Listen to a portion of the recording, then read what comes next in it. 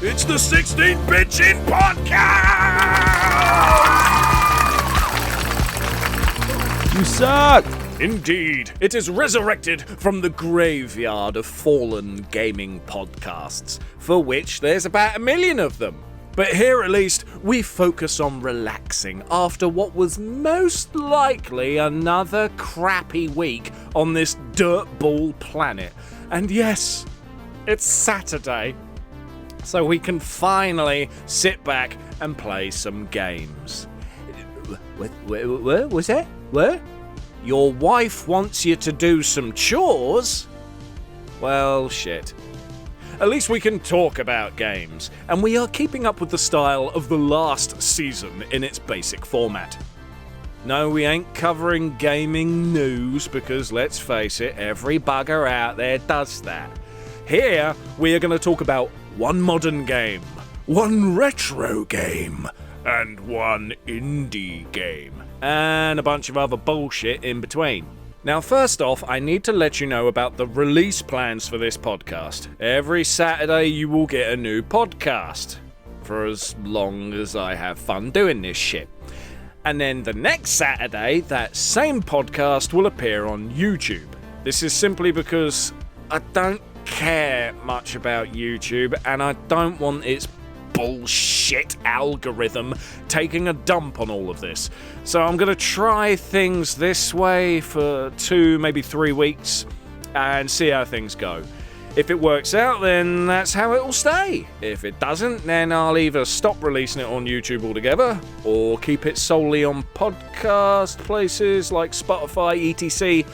Or hell, I might try releasing it everywhere at the same time. Basically, for this first episode back, I'm having to experiment with the releasing of it all. And yeah, the YouTube release of this will have changed a bit from the way it was all presented in the last season. There will be game footage and various other crap to see as well. So, yeah. I think I covered all that crap. Well enough, at least.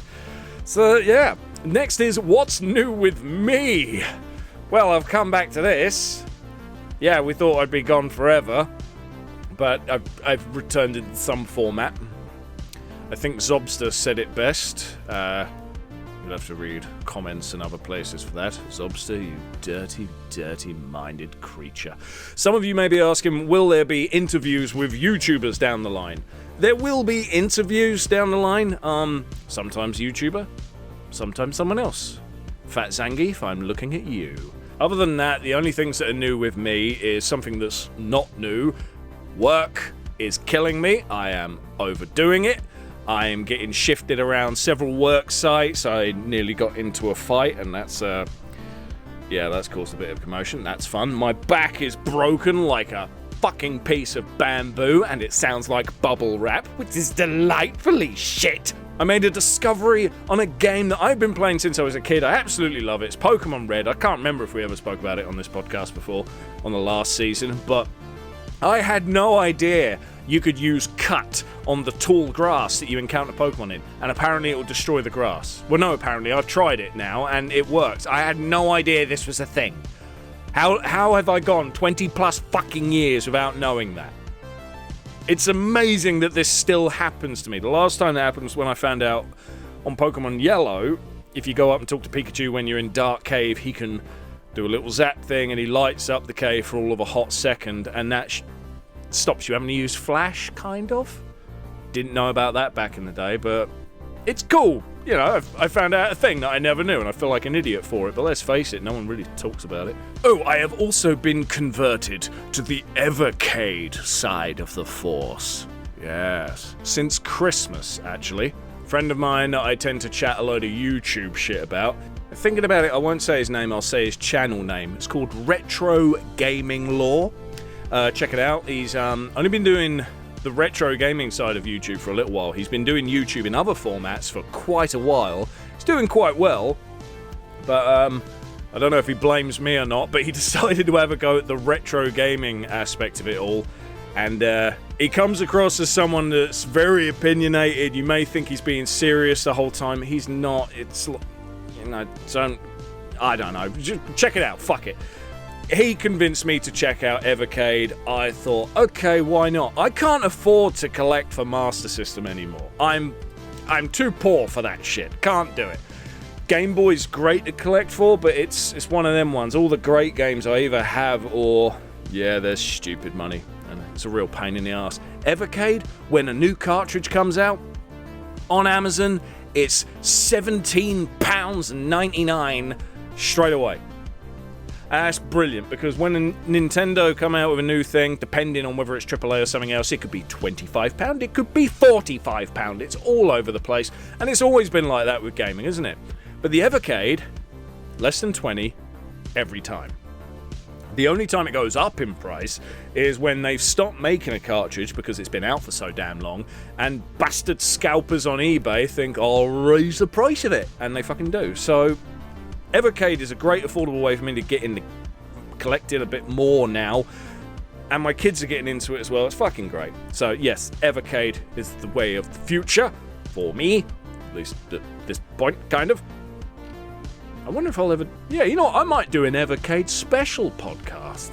I don't know. This episode's going to be very experimental. I'm getting back into the swing of chatting shit to a room with no one fucking in it, which feels weird. It's amazing I did that for 7 years and just like a month or so off, and I'm already weird about it. And other than that, it's just that Retro Refresh, the group Retro Refresh, are still doing the Game of the Month, which has been quite fun for me. It's forced me to complete more games rather than just play it and go, nah, shit, not playing it. This month, the retro game we're going to talk about is this month's Game of the Month. Thank you, Captain Kirk Wanker. And that's that. We've gone about the news, how this podcast is going to come out, if I've forgotten something. I like how I use the word if then. That's funny, that, isn't it? Knowing that I've fucking forgotten something, bugger it. We're going to move on. Like I said, we're continuing the old format. One modern game, one retro game, one indie game. Now, a friend of mine said, could you, for this new season, my mate Rob says, can you do more PS3 and more PS2 games? I said, sure, PS2. I don't know if everyone would say it's retro. I mean, it's old enough in my eyes now. You think of the release date of the PS2 was over 20 years ago, so I guess that's pretty much on the cusp of retro. PS3 is not retro, but it's not exactly modern anymore. But I decided, fuck it. It's just because it's not quite this one, but not quite that one, doesn't mean, I'm not allowed to talk about it, so I'm gonna fucking talk about it. We are gonna cover the PS3's awesome game that I love to bits, and I was genuinely shocked that I haven't spoken about it before on this podcast. Or at least I haven't dedicated an episode of this podcast to it. I thought I had. But looking back through the back catalogue, it was like, no, wait, I haven't. I'm sure I have. I even went on my own bloody YouTube channel to look through the playlist and go, no, it's not there. I could have fucking sworn I'd done this. So if, by some black magic, this is the second time we're talking about it, and the first one isn't popping up and I couldn't see it, I would like to point out, fuck knows and fuck cares, but I'm fucking doing it. Also, welcome to the sweariest podcast you will hear today. This game is Dead Space.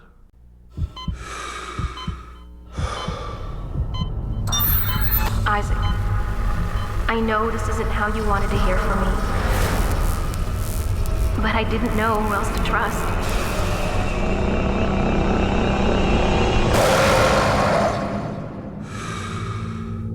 What is going on down there? God's work. It could change everything. Those things, I recognize their faces. I've worked with some of them. They were good people, and now they're killing everyone. People are dying down there.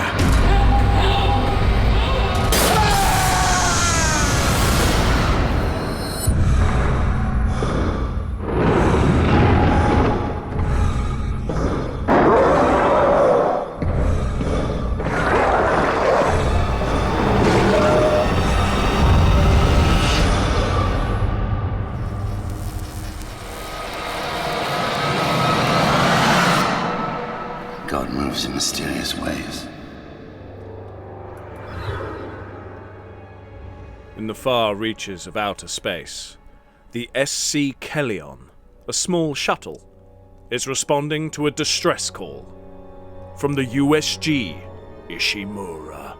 The Kellion has a crew of only 5 people, 2 of which are merely soldiers. They aren't even named in the game to my knowledge, and if they are, fuck 'em. There is Isaac Clarke, the engineering and ship systems specialist, Kendra Daniels, the computer specialist, and Zach Hammond, chief security officer. Their directive is to locate the mining vessel USG Ishimura and diagnose and repair communications. Upon finding the ship, they are unable to successfully hail it. They go in for a closer look. When they get there, all turns to shit. They try to land. They don't do a very good job. In fact, you might say, they crash. In fact, it's not that you might say, they did. They crashed inside the Ishimura's landing bay. But at least they got into the ship, I suppose. That could be a little bit worse. Once inside, they realize all is quiet. They just crashed a damn ship in here. How come no one's appeared and gone, "Oi, we dead? Where is everyone?" They walk along, silently, hacking their way through doors and stuff like that to try and find out what's going on. Why is this place like this? It's very strange. Where is the crew? All brilliant questions. Isaac, you, the engineer, no, you're not playing the part of a marine, you're not playing the part of a soldier, you're not playing the part of a captain or any of that other bollocks. You're an engineer. You're Mr. Fix-It. So you were sent by Hammond, that guy, not the guy from Grand Tour, to go to the diagnosis computer on the other side of this wall/window. When you are there, you see that the ship, according to the schematics, is far past fucked, and there's a lot of things to fix. And then all of a sudden, the alarms blare. The room goes dark, but with an annoying flashy light. It's the quarantine. But why the quarantine? As you are thinking this and looking through the window at your mates on the other side, something falls down from a vent in the ceiling. It's hideous. Its arms are sticking up in the air, with bone blades pierced out of the hands. Its jaw gone. Not a clue where that is. 2 little hands are pierced out of the stomach.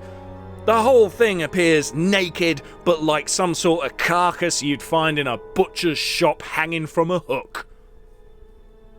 It attacks the soldier and pretty much annihilates him on the spot. Then goes for another one. But then the vent in the area you're in starts to shake. Isaac is told across the communication device to cheese it. Running for his life, he gets to the elevator, jumps in, the thing appears, opens the door, he thinks, well, that's me fucked, and then the door shuts and severs the thing into bits, head off, I can't remember. Either way, it's deader than it was already.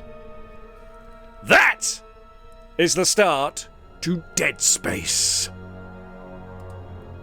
And what a start it is. Before I go any further into the game's story and stuff like that, I want to say about the little story of how I got this game. Now, some people have heard this little tale before, but for those of you who haven't, here it is. When I first found out about this game, it was years ago. You know, they've got the trailers out for this. I can't remember the year of it. Fuck it, who cares? I saw this trailer when I had a couple of friends around my place. I lived on my own. They would come round because we were younger and I was the only person out of all of us at their own place. So we just get pissed, play PlayStation and watch bullshit. We saw this trailer. Oh, the game looked amazing. I was sucked in. I thought, gee, look at this. Resident Evil hasn't got shit on this. I need this game. And the name Dead Space, I love sci-fi. I love alien, xenomorphs, all that shit. And here you've got it with zombie monster alien fucks. Yes, please. I want that game. One of the friends that was there, he's not a friend anymore, but that's his own fucking fault as far as I'm concerned. His name, we call him Cousins. Cousins is a twat. He knew I wanted the game. He bought the game for himself. Just to say, look, I got the game ahead of you. I'm like, you son of a bitch, you didn't even want it that much. I wanted it loads. And I had my own place. I have more bills to pay than him. He lives with his fucking mum. Prat. But he got the game. He started playing it. He's like, do you want me to bring it around? We can try it. I'm like, no, because when you go home and take it with you, I can't stand that. I want to play it, man. Week after that, he comes around and says he needs some money. Is there anything I can buy off of him? I go, no. I don't want any of your shit. Cousins was a druggie. Big druggie. Ketamine was his fix. I have no idea what he's into now. Probably still that shite. He offered to sell me Dead Space. I go, why the fuck would I buy your Dead Space? I can buy it new. Why would I buy your one? He's going, oh, come on, I'll do you a deal. No, I can buy it new. I would like it new. All right, how about for a tenner? I go, a fucking tenner? For a brand new PS3 game? All right, then. So that's how I got Dead Space. I only paid a tenner, and it was off of someone who played it, I don't know, 2-3 times. That's as new as it can get when you're buying it pre-owned. So, brilliant. Awesome. And that's a little story about how I got that. But I fell in love with this game. It was such a great game. I love the series. Oh, I could waffle on about that. Let's try and focus on certain things. So the story, without going into any spoilers, remember, we're only focusing on Dead Space 1. We're not going into the prequel, any of the sequels, side games, movies, comics. Yes, there's tons of shit. When I say movies, it's actually, it's anime. So some of you might not consider that a movie, but there was two, to my knowledge, there was 2 animes. One is full anime, standard in its style. The other one flip-flops between anime and CGI type styling crap. Brilliant film, but its art style's all over the place. Intentionally so, and I know that doesn't make any sense, but trust me, it is. The reason why there's so many side things to this game is because the story is so rich. I mean, this is the first of its kind, Dead Space. It's the first one to come out, and already the story is so rich. It's like it's got so much backstory. It put Halo to shame in terms of story, in my opinion. Halo, when that first came out, straight away you're thinking, where am I? We're next to a bloody great big ring. What's a covenant? What am I? Who's what? What's going on? But you learn fairly quickly the basics, and you learn more and more as you go on. Well paced. Dead Space has done exactly that. Exactly the same. Starts off, you're going, where am I? What's this? What's an Ishiminura? What's that zombie-looking fuck that's trying to kill everyone? What's going on? You learn a bit at a time, a little bit at a time, and it does it really well in the pacing. But the story is so rich, so good. I think it could rival fucking Star Trek with the amount of crap going on in it. Not in terms of the amount of species and aliens going on there, it was just story, backstory, And something that it thrashes Halo and Star Trek on is the gore. As if you couldn't figure it out already, the gore is beautiful. It's fucking everywhere. It's intense, immense, and just doesn't even try to hide it. When you die in Dead Space, you can die in so many fucking ways. I'll never forget the end fight. I was playing it on one of the harder difficulties. Got killed, but I didn't just get killed. I got lifted up, bitten in half, and then my legs are slammed against the floor and then thrown to one side. It's like, I think I died. But it was a case of, instead of going, shit, I died, bugger, it was, you're looking at yourself being mutilated going, whoops. And then you have a little laugh going, fuck me, I'm not just dead, I'm dead. I'm fucking dead. It's brilliant. The game was made by Visceral Games, and I love them. I thought they were so good in everything they were doing. But they were, I think, bought out by EA. And the reason why the Dead Space games ended was EA eventually decided we don't want to focus on single-player games anymore. The money is in multiplayer shite. So Dead Space, having been, well, except for Dead Space 3, was primarily single-player. And because they didn't want to focus on that anymore, they just shut the whole thing down. I hate you, EA. You absolute absolute fuckwombles. I know today they've remade the first Dead Space. I would like to say I have no idea if that one's any good, because I don't have a PS5. Yep, I'm too poor for that shit. And it seems like it might be a bad idea to do it anyway. I have no idea what Sony's doing with the PS5, but it doesn't seem like they're doing a lot. Looks like they're already thinking about saying sod it and go to the PS6. Anyway, enough of that shit. I can't comment on the remake.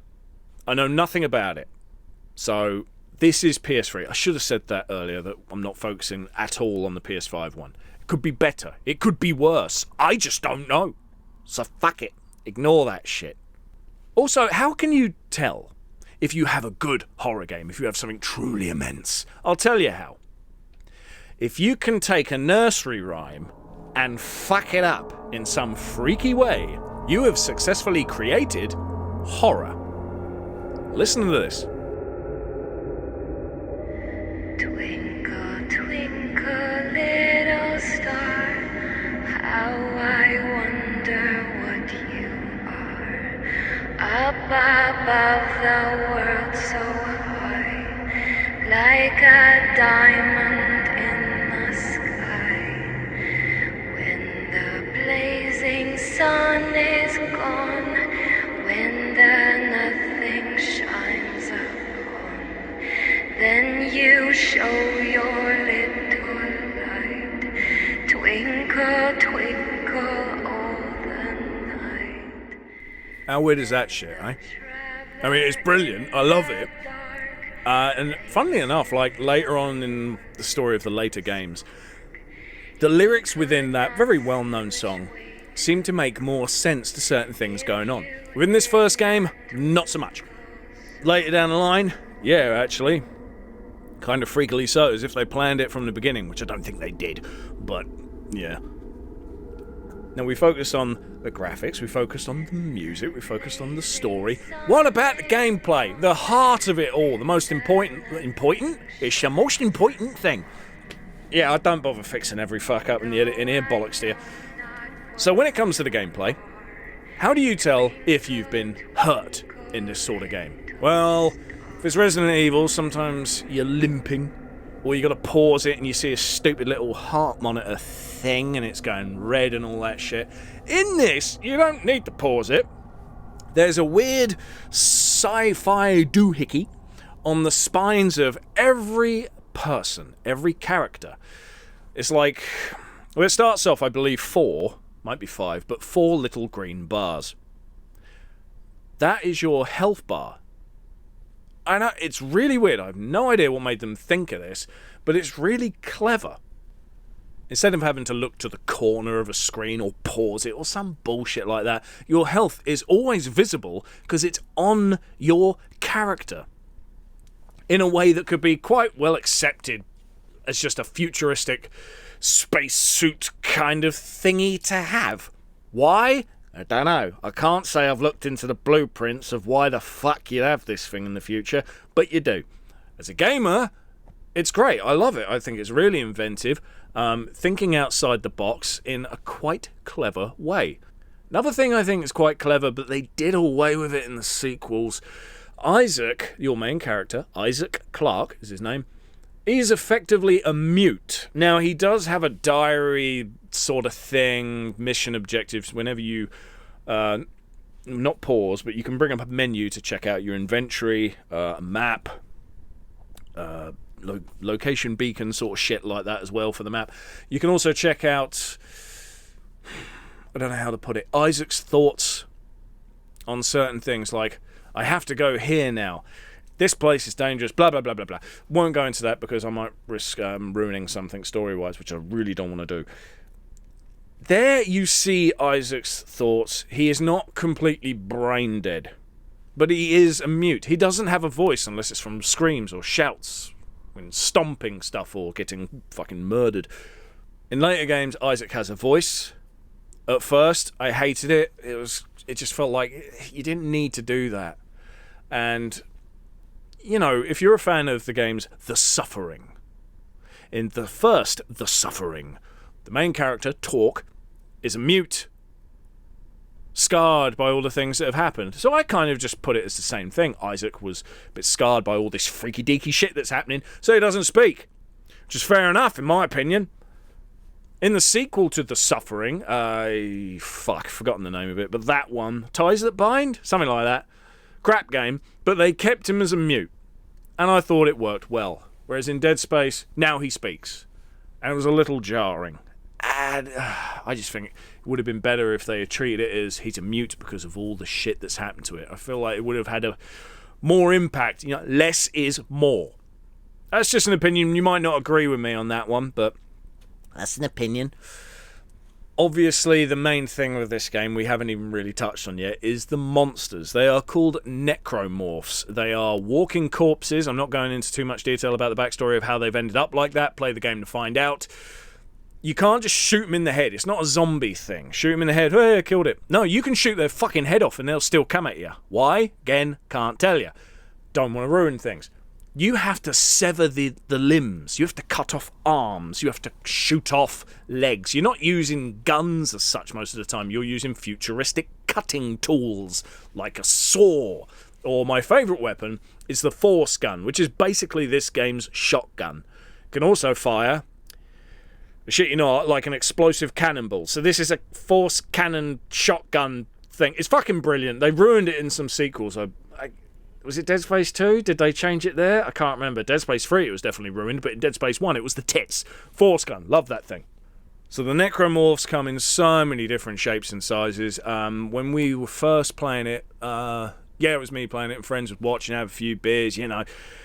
We came up with names for the necromorphs. The main one is called a slasher, but we called it Stabby Bastard. Another main one is this one called, I think it's like the Leaper or the Lurcher or something like that. It's essentially a torso where the bottom half has been converted into a spine-like tail and it jumps through the air, flies at you in a real freaky way. We just call them jumpy buggers. And like the babies, I can't say what we called the babies because that kind of humor's too fucking dark.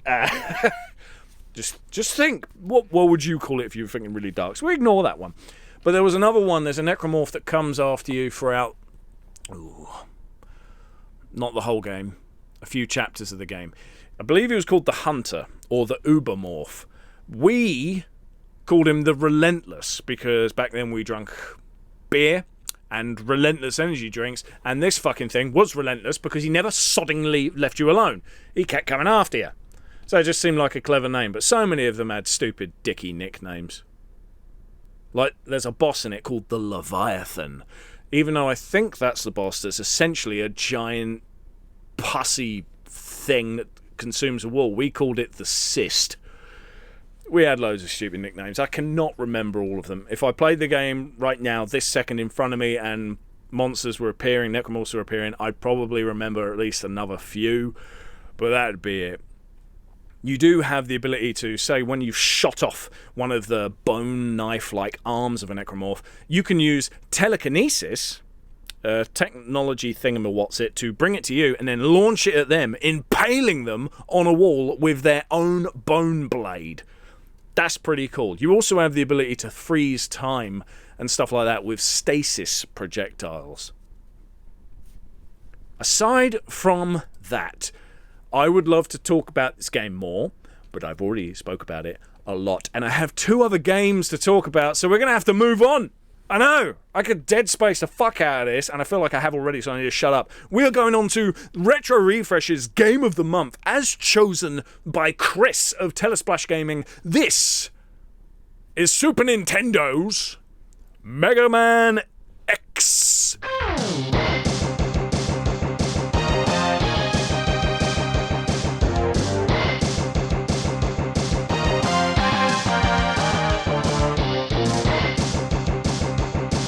The first in the Mega Man X games. The story on this one is basic, mostly a kind of backstory, and sometimes seems a bit stupid to me. So this Mega Man, this guy, the one on the front cover, the one you play as in the game, he is not the same Mega Man from the NES games. That's a different Mega Man. I know, it's confusing as shit. Basically, the NES ones, that Mega Man used to be called Rock. which is why in Japan it's called Rockman instead of Mega Man. I know, keep with me here, and Megaman X isn't really called Mega Man, he's just called X.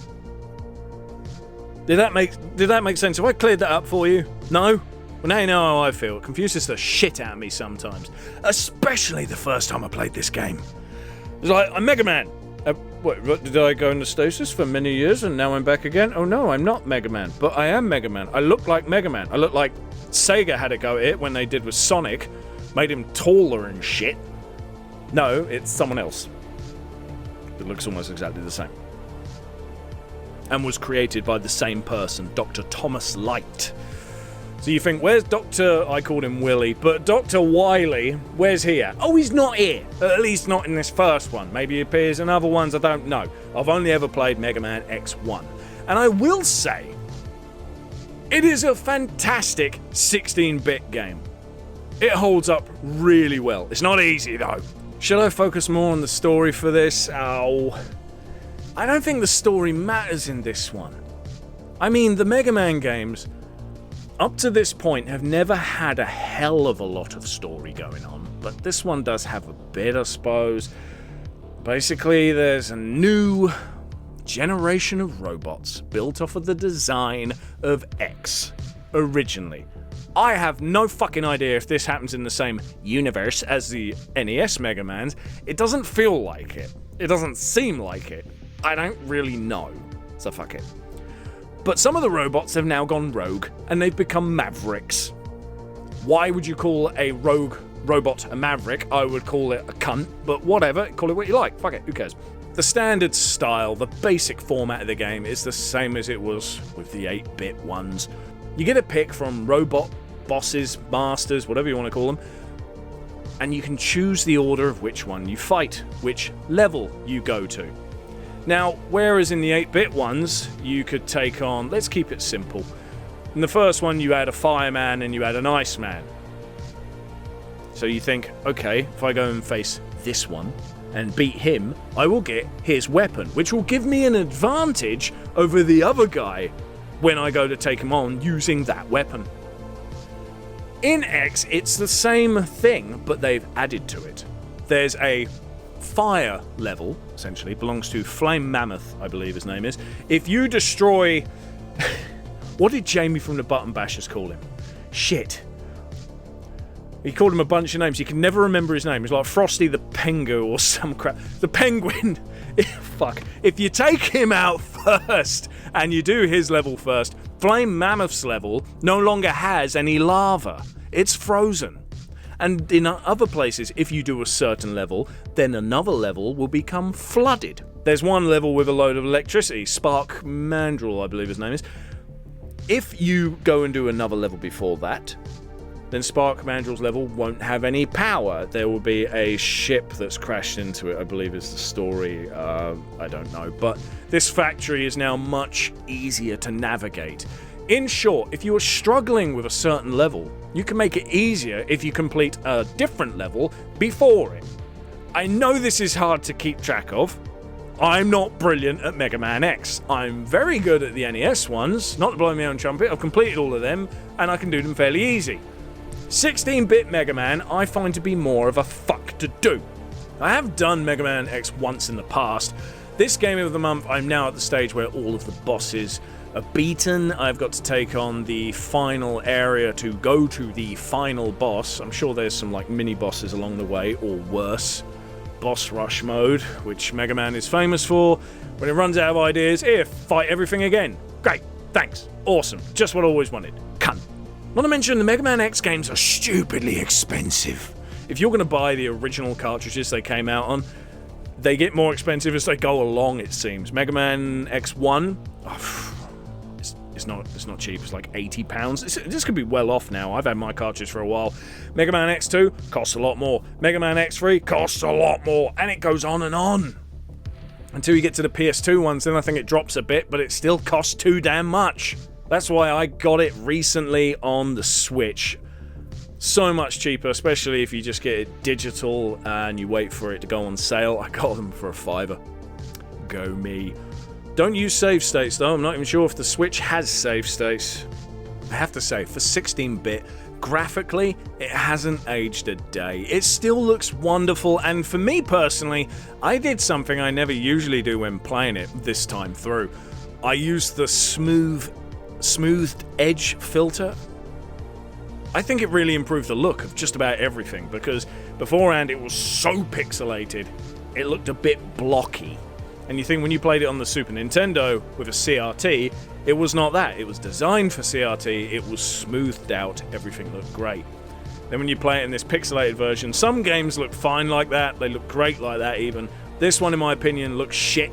The smoothed edges really improved it for me. Something I really like about this one over the 8-bit versions, though, is the hidden items.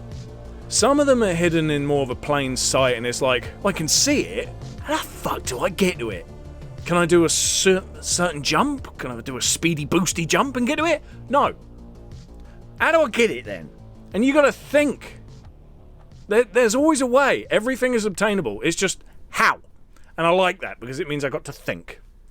Normally I don't like that, I know what you're all thinking, I'm an idiot. And you're right. But anyway, there are other hidden items in this game where you could walk past it 1,001 times until you think, where is the other thing? There's one hidden health up to every level, I think.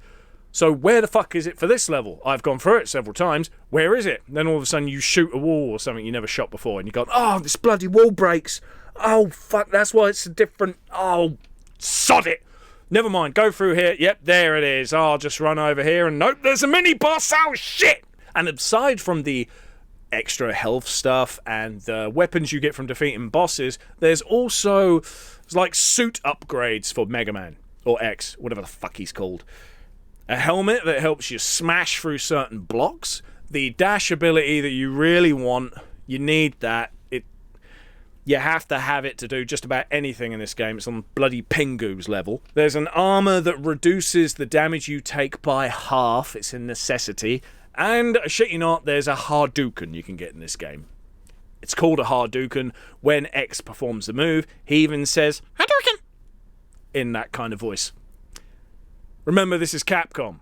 The people that made Street Fighter 2. It's kind of okay for them to do this. So if anyone's going, no, it's a Street Fighter thing. Yes, it is. They're celebrating their own games. Who can blame them? And apparently Chris of Telesplash Gaming is so good at this game that he's trying to do a no-death run. He did have one go at it, and he managed to do all but one boss before going on to the final area, I believe, and he just slipped, landed in some spikes, and you think, oh my god, you got that far without dying, and you finally died by bloody spikes, like a little bit of a slip? Oh, what a bastard. I think I'd flip my shit. Megaman X is a great game, but its difficulty is quite high. Despite the fact that I know a guy who's trying to no-death run it, I can't see the youth for today having the patience for it.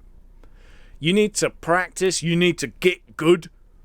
You can't just half-arse your way through it. You need to put in a lot of effort. You need to harness all your gaming skill to do this fucking game. It's a great challenge. I don't know if they managed to keep that standard throughout the series. I mean, I've heard that the Mega Man X games went downhill at one point and turned to shit. Many people have heard that. But I do know Mega Man X 1, 2, and 3 are meant to be the best, apparently. I've heard many people say that. But I do know they're fucking hard. Some people say to me, what, you've beaten Mega Man 1 on NES? Yes, I've done it a few times, actually. It is a shit, because there's no password feature on that one. There's no saves. If you want to beat that game, you have to have the time to beat that fucking game. Or play it on the Evercade Pocket, the Capcom one. Then you can save state it. But no, don't save state Mega Man. That's cheating. But despite the fact that I can do the NES ones, and I feel like I can push myself and do them faster, better, and all this shit, with the Super Nintendo one, there's something about the style where I just suck. I'm really not as good at the 16-bit games like I am the 8-bit games. And I've run out of time to talk on this one. It's my own fault. I spoke about Dead Space for too long. Who gives a shit? Mega Man X is a great game. It is the game of the month if you want to get in on it. There is a little bit of time left in this month. Not a lot, but there's a little bit. You can go to the Retro Refresh Discord and chat shit about it with us. I'm so good at this. I'm so good at verbalizing. You'd think that someone that does a podcast would be able to speak. You'd be wrong. Now, on to the next game. The final game for your Saturday of chilling. It is the indie game A Space for the Unbound.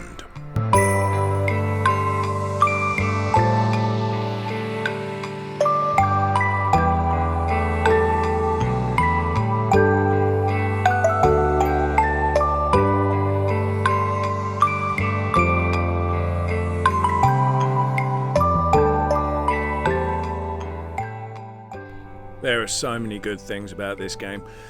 This is one of them times where I bought an indie game digitally because it was cheap. It looked good, I wanted to try it out. When I was done, when I had beaten the game, I enjoyed it so much, I had to go out of my way to get the physical. So I bought the game twice. Now you may think, why would you do that? That's fucking stupid. Or you may think, he's done that because he's a collector, he wants to have the physical. That's partially true, but the main thing for me is when it's an indie game, and if I love it, I want to support the person that made it, the people that made it. And the best way to do that, yes, buying the physical is a great way of doing it. More money. The digital's often cheap as shit. It's the only games that are cheap as shit these days when it comes to digital. This is a very story-heavy game. It's very, very deep. It's tough not to spoil anything, so I'm gonna have to be very careful where I tread with this one. I'll only cover some of the very start, maybe, to whet your appetite, we'll see. I mean, the story itself, it evolves a lot down the road, with some really extreme changes in character development. The kind I would love to talk about, but I would ruin it! God, this is tough. How the fuck did I do this last season? So the whole thing starts off with a strange, like, kiddies fairy tale thing. Oh, it's kind of weird at first. You don't really know what's going on. It turns out you're all a school kid, and you're with this younger girl who's trying to write this story, and she's asking you for help. All seems innocent enough. At first. This is also when you will notice the graphical style of this game. It's all 2D.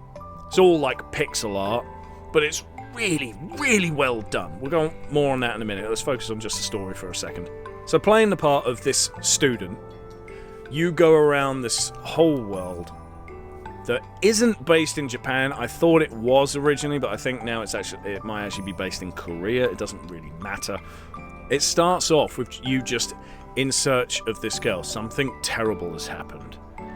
But you're missing parts of your memory. It's like something happens. Let's just say it's very bad.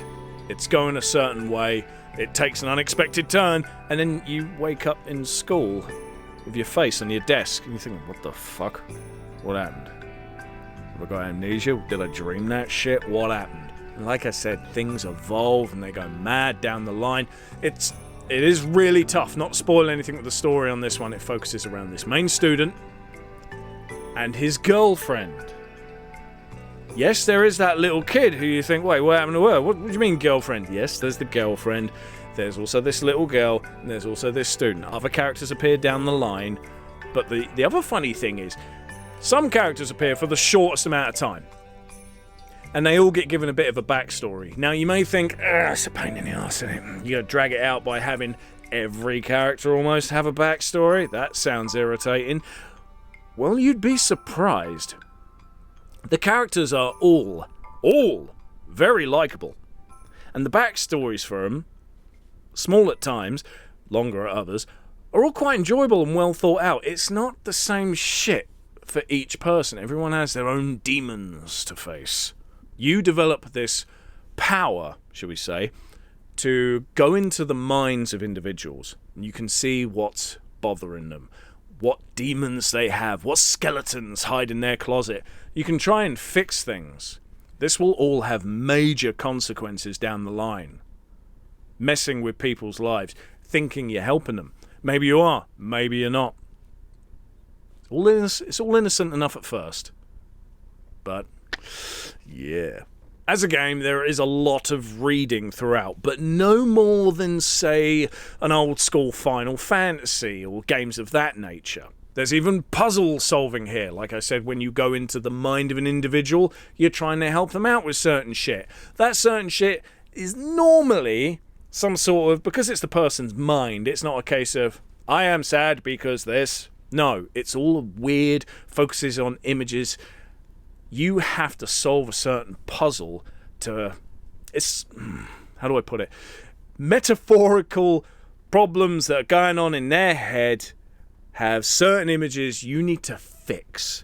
Someone might find themselves plunged in darkness, as if the world is just crushing in on them with pure shadow, and they feel like there's no escape from it. You could run around with a candle and light up the area, showing them that there is light at the end of the tunnel. You can see through the darkness. That sort of shit. It's not just a case of going up to them and they say, I'm sad. He's like, don't worry. Okay, never thought of it like that. It's not that kind of bollocks. This game does focus on a lot of different styles and different reasons for depression, and it comes at it from a very good angle. Focuses on the problems of these individuals in a really interesting way, a really entertaining way, I guess is the best way to put it. And when you're interacting with another character that has these demons and things going on with them, and I don't mean demons literally, I hope you understand that, it never focuses too long on any one person. So it doesn't become boring and like, fucking hell, are we still doing this? Am I still sorting this shit out? No, the game goes at a very good pace. It's not a long game. I have beaten it, I think I did it in 2, maybe 3 weeks, you know, every evening or every other evening coming home from work. And that puzzle solving aspect here is very well done, and it rarely has to repeat a type of puzzle. The difficulty for them is fair, and only once did I go, fuck it, I don't get it. I don't know what I'm meant to do. I can't figure this out. I'm going to Google it. There was only one time that happened to me, and to be fair, when I Googled it, it wasn't even a case of, oh yeah, oh shit, oh it makes sense now. It was a case of Google it and go, nope, I still don't get this. So I didn't feel like too much of an idiot, because even when I was given the answer, I thought, I still don't know how you arrived at said fucking answer. So whatever.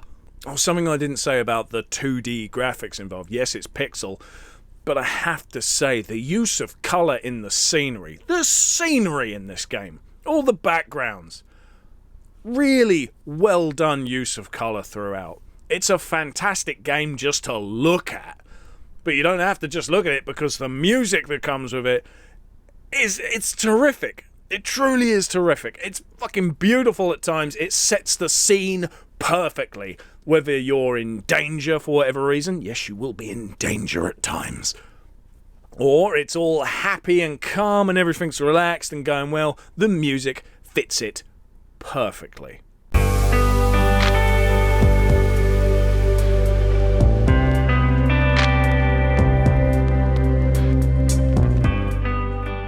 As an indie game, this is one I recommend to everyone that likes story games.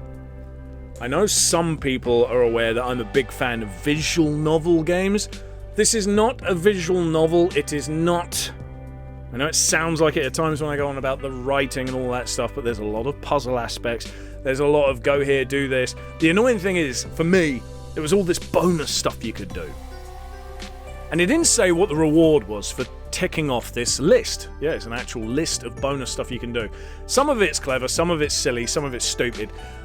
Like, one of them was, collect all these hidden bottle caps. I've gone, okay. And they're hidden across the whole land. I found them. I found all of them. No booklet. I found them all. I was very happy to do that. Another one. Well, I did all of them, bar one. One fucking thing I didn't complete. And I didn't complete it by one fucking thing. Pet all of the cats. Yeah, I missed one fucking cat. And the annoying thing is, I reckon I know where it was. The cat one's near the start of the game. If you feel like you haven't done all of, let's say, a side quest, don't go to the next chapter, you cannot go back. I thought the pet the cat thing was something that went on through the whole game. It does not. I screwed it up. And then later I found out if you do all of these side quests, you get a bonus bit at the end of the game, a little bit of extra story. It was like, oh, you bastard! All because I missed one fucking stupid cat? Damn you! Next time I play that game, when I find that cat, I hope there's the option to pet it and then kick it. A beautiful game, beautiful to play, beautiful to look at, beautiful to hear. A fantastic indie game. And before that, we had that fantastic retro game, difficult as it is, and the fantastic modern game, yes, it's PS3, but fuck you, Dead Space. Dead Space, Megaman X, A Space for the Unbound. Those were the games we spoke about today. I hope you enjoyed this first podcast of this new season. I don't know how it's going to go down with the whole releasing of things on the audio side of it with apps and Spotify and shit like that, compared to the YouTube side of things. As again I said at the start, we're experimenting, we're seeing how it's gonna go. Enjoy the rest of your day, enjoy your weekend. Next week there'll be another one of these. I had fun. It was fun doing this. It was as fun as I remember it. I'm so glad of that. I was nervous. It was like, I remember it being fun, but it was actually shit. It wasn't shit at all. I've got to edit this and throw it together, but otherwise, I had a good time. Thank you very much for checking out the 16 Bitchin' podcast. Maybe this is your first time trying this out. Maybe you're someone that's been into it for a while and you're glad it came back. Let us know wherever you can write, whatever. Fuck it. I've talked enough, and I'll see you next time.